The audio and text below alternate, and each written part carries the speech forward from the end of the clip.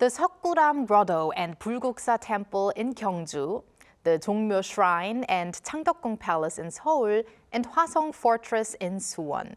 These are just a few of 16 South Korean UNESCO World Heritage Sites.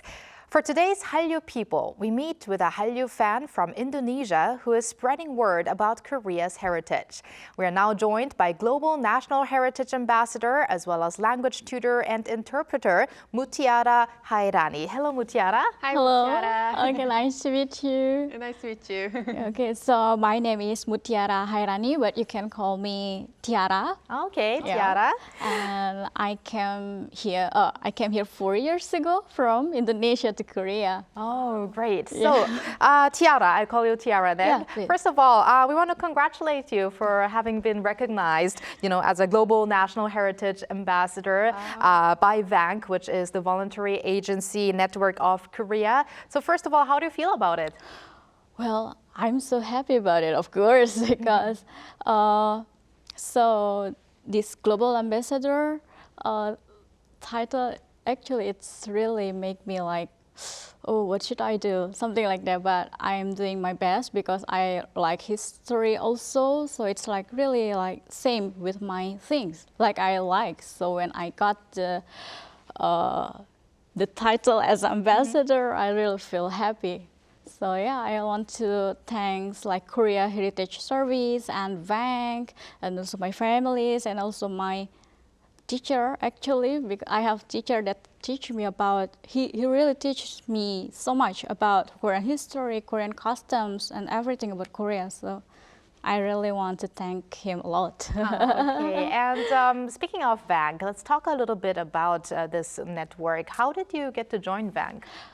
Oh, I'm so active in Instagram, actually. So, so one day when I went to Instagram, I just find that VANK is like they're looking for the ambassador for national heritage. Well, I just applied right away. Since I love history, oh, okay, that's it. This is what I want to do. So you were the right person for it. Yeah. And you applied and you became a Global National Heritage Ambassador. Please tell us what you do as an ambassador. Okay, so as an ambassador, I have to promote, of course, I have to promote Korean national heritage, but not only Korean heritage, but also my country heritage. So I'm so happy to do both of them. So we received like missions, something like missions. So we have to create contents about 7 topics maybe, including K-food, Korean national heritage, like historical sites, in intangible culture also, and also the culture of Indonesia. So it's not only about promoting Korea, but also promoting Indonesia to Korea, so vice versa. Wow. That's great. That must be very meaningful, Oh, it's right? very meaningful Both Korean for me. and Indonesian. Yes. Now, working as an ambassador, were there any, memorable activities that comes up on top of your heads? So in Indonesia we have batik.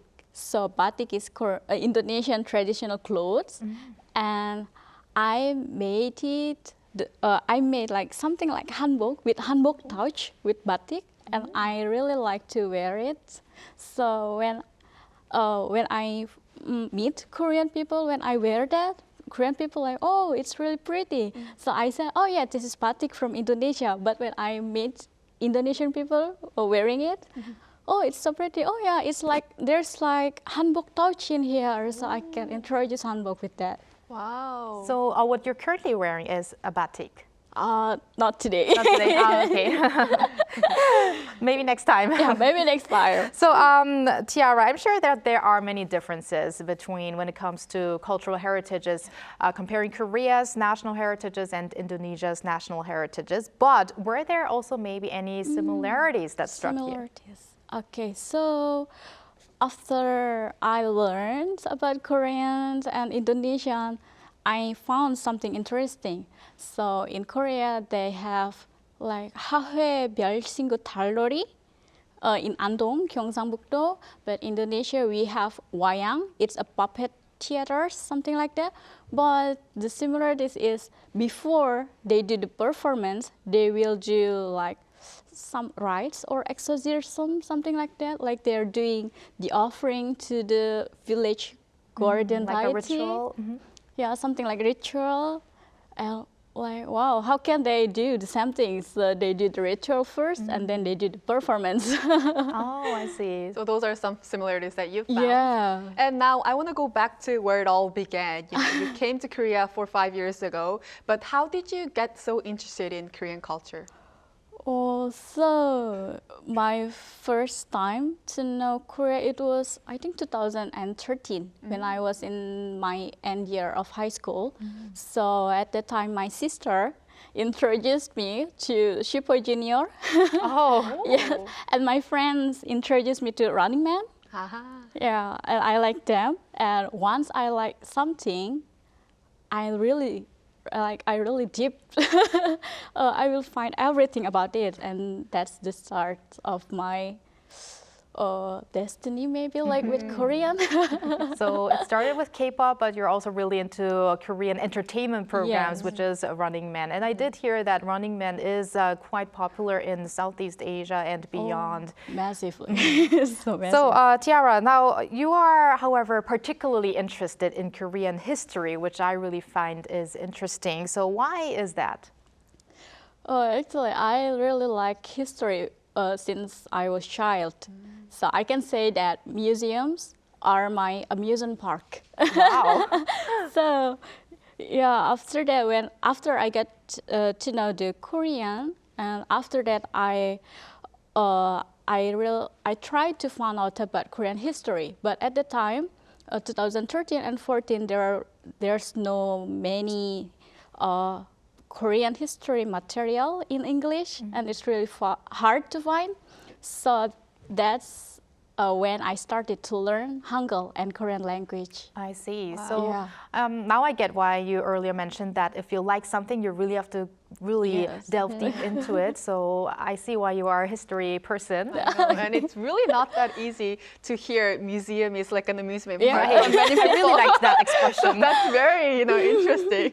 And aside from, working as an ambassador, I heard you recently became a certified tour guide interpreter as well. So now, as a tour guide interpreter, which place would you recommend to Indonesian tourists or maybe other tourists visiting Korea, and why would you recommend that place? Actually, there's so many beautiful places in Korea. I really want to introduce one by one. But if you would have a Korean limited places, time, where would that yeah, be? in Seoul, I really want to introduce like Jongmyo because like Jongmyo has the longest wooden architectural building in the world. So I want to introduce to them, and then about the 5 palaces in Seoul, like Gyeongbokgung, Changdeokgung, Gyeonghigung, Deoksugung, and Changdeokgung. Like there's no city in the world that has 5 palaces in one city. So yeah, I really want to introduce. Oh, and once more, I really want to recommend Andong Hahue village and also Gyeongju Yangdong village because if you go there, you can see the well-preserved hanok. Like, yeah, not only the new hanok, traditional, but the traditional hanok. houses in Korea. Yes. These places are really interesting to hear from the perspective of tourists because usually, I don't want to say usually, but many people would recommend, I don't know, Myeongdong or Namsan latest Tower. DDP. Yes. So really, that's some great tips for people who really also want to go a little bit more, delve deeper into the history of Korea. Now, Tiara, I'm also really interested what kind of aspects of Korean culture currently are very popular in Indonesia. Currently in Indonesia. Yes. Okay, so if we talk about K-pop, like it's already been there, like since 10 years ago.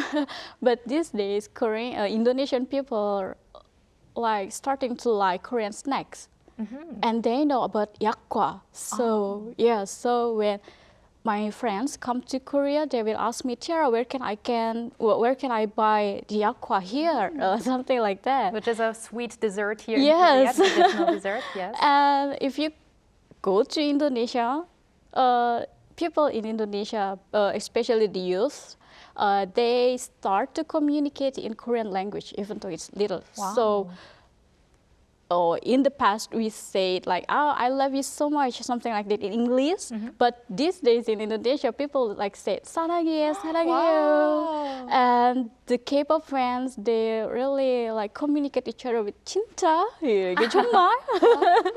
Oh, 진짜? Yeah. Wow. 진짜. Which means really, of course. So that's interesting. And it's kind of a moment that makes us proud, Very I would proud, have to yeah. say. Yeah. Now, last but not least, Tiara, what are your future goals as an ambassador that promotes culture between Korea and Indonesia, and also as well as your goals as an interpreter or a tour guide? Okay, so I had dreams as a diplomat. Oh. But yeah, it's too late for me to become diplomat now. You are actually already a diplomat. That's why. So I know my dream is to become a civilian diplomat. So I'm a civilian, but also doing what the diplomat do. As diplomat, create like good relations between country and country. So as an interpreter, as a teacher, I will like, I want to like, what I have to say, like, I want to make a good image about Korea and Indonesia, because when I'm in front of Korean people, I'm the face of Indonesia. And when I face Indonesian people, as someone living in Korea, I'm become the face of Korea. So yeah, I want to keep these good relations between Korea and Indonesia. You already sound like a diplomat. Oh, thank Tiara. you. Thank you so much. Wow, well, that's all the time we have today. Thank you very much, Tiara or Mutiara, for joining us today on the program, and also for your role in promoting Korea's natural heritage out there to the world. I mean, especially because it's not something that foreigners are exposed to that much, like they are exposed to K-dramas or K-pop. So thank you very much, and hope to talk to you again. Yeah, thank you very much for having me. 감사합니다. 감사합니다. And 감사합니다. Thank you, Bella, to you. And we will see you actually again tomorrow on Friday. Yes, I'll see you back tomorrow.